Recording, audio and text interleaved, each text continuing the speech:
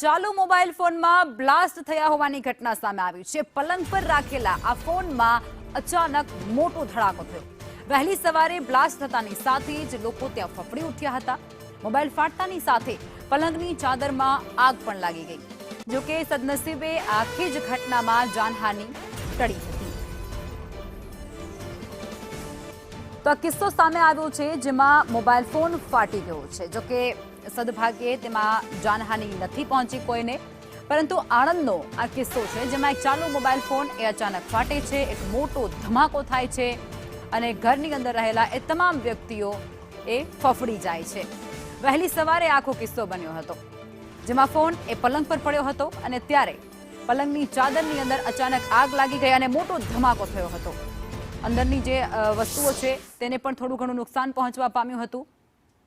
Mobile બ્લાસ્ટથી સાવચેત રહેવાની પણ ખાસ જરૂર છે। ઓરિજિનલ ચાર્જરનો તમે ઉપયોગ કરશો તો મોબાઈલ બ્લાસ્ટ થવાની ઘટનાઓ એ ઘટાડી શકાય છે।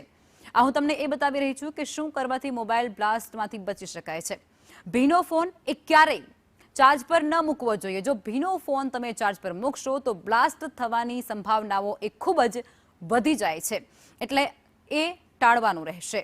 આ ઉપરાંત ચાર્જિંગ વખતે ફોનનો ઉપયોગ ન કરવો જોઈએ। ઘણાને એવી આદતો હોય છે કે ફોન ચાર્જમાં મૂકી અને તે વાત કરતા હોય છે કે ફોનનો ઉપયોગ કરતા હોય છે, પણ એ પણ ટાળવો જોઈએ।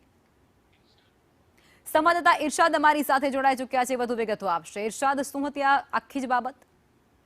જી ચોક્કસ, આણંદમાં એક પોતાના મકાનમાં એક રૂમમાં જે મોબાઈલને પલંગ પર મૂકવામાં આવ્યો હતો અને જે વ્યક્તિ છે તે પોતાના કોઈ કામ અર્થે રૂમની બહાર નીકળ્યો હતો અને તે સમયે અચાનક જે પલંગ પર મૂકેલો મોબાઈલ હતો તેમાં બ્લાસ્ટ થયો હતો।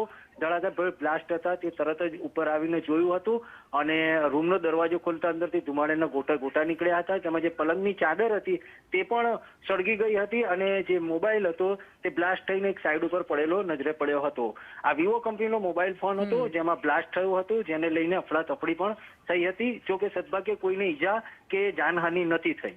જી, આભાર ઇરશાદ।